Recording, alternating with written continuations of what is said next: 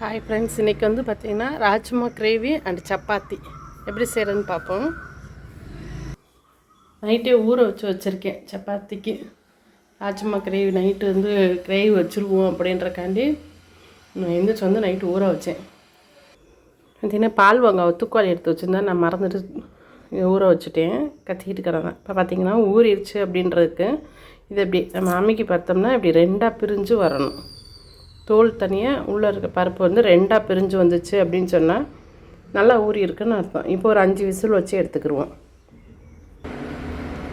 இது வந்து இஞ்சி பூண்டு பச்சை மிளகா இது வந்து தண்ணி ஊற்றாமல் ஒரு பேஸ்ட்டாக அரைச்சிக்கிடுவோம்.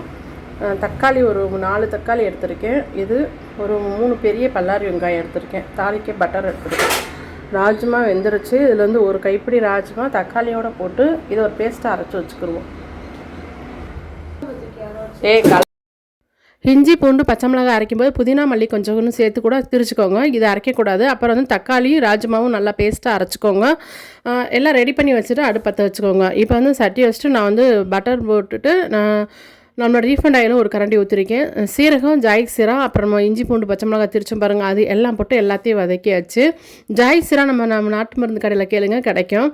பல்லாரி வந்து ஒரு 4 பல்லாரி 3 பல்லாரி நல்லா பெருசாகவே நான் கட் பண்ணி வச்சுருக்கேன். நம்ம அரைச்ச தக்காளியும் ராஜ்மாவும் அரைச்சி வச்சுருக்கேன். அந்த பேஸ்ட்டு வெங்காயம் போட்ட உடனே நான் போடலைங்க, வீடியோவில் உங்களுக்கு அப்படி டைம்லனால காட்டுறேன். அதனால் வெங்காயம் நல்லா வதக்குனதுக்கு அப்புறம் தான் போடணும். இந்த மசாலா தாங்க ஸ்பெஷல். என்னன்னு கேட்டிங்கன்னா, நம்ம மதுரை சைடில் நம்ம அரைக்கிற மட்டன் சிக்கன் மசாலாவும் வீட்டில் அரைக்கிற குழம்பு பொடி தாங்க போட்டிருக்கேன். உங்களுக்கு தேவைப்பட்டால் நீங்கள் தனி மிளகா பொடி, மல்லிப்பொடி, ஆம்ச்சூர் பொடின்னு நீங்கள் போட்டுக்கலாம். ஆனால் நம்ம வீட்டில் தயார் பண்ணுற பொடி செம்ம டேஸ்ட்டாக சூப்பராக இருக்குங்க. இந்த ராஜ்மா கிரேவிக்கு பார்த்திங்கன்னா நல்லா வதக்கியாச்சு. போட்டுட்டு நம்ம வேக வச்சு வச்சுருக்கோம். 5 விசில் இல்லைங்க, நான் 8 விசில் வச்சேன். 5 விசிலில் வேகலை, திருப்பி 3 விசில் வச்சுருக்கேன்.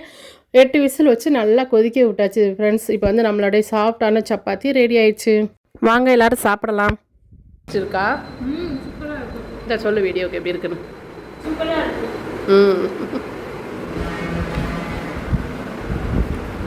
உடனே கல்யாணம் பண்ணி கொடுத்தா வீட்டுக்கு வரும்போது இப்படி டேஸ்ட்டாக செஞ்சு கொடுப்பியா?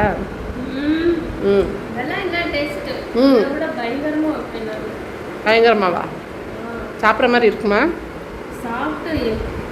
சாப்பிட்டு உங்களால வந்து அந்த இடத்த விட்டு எந்திரிக்க முடியாது. ஆனால் இருந்தாலும் நீ என் கை கொடுத்து உங்களுக்கு சாப்பிட்டுட்டே இருக்கணும். போதும். உங்களை மாதிரி சமைப்பேன்னு ஒரு நாள் வாய் வர மாட்டேங்குது ஃப்ரெண்ட்ஸ் இதுக்கு.